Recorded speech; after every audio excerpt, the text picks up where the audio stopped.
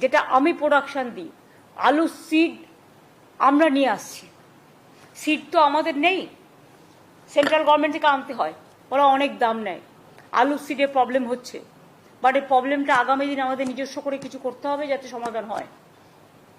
কিন্তু আমরা বলেছিলাম আমাদের যা প্রয়োজন রাজ্যের, সেটাকে রেখে নতুন আলু যতক্ষণ পর্যন্ত না উঠছে ততক্ষণ পর্যন্ত বাইরে আলুটা যাবে না। এখন তো দেখছি এরা এক্সপোর্ট পর্যন্ত করতে শুরু করে দিয়েছে। Please take stock.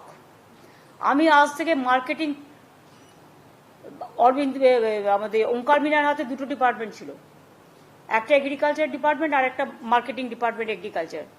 দুটো খুব বড় ডিপার্টমেন্ট, একজনের দ্বারা সম্ভব নয়।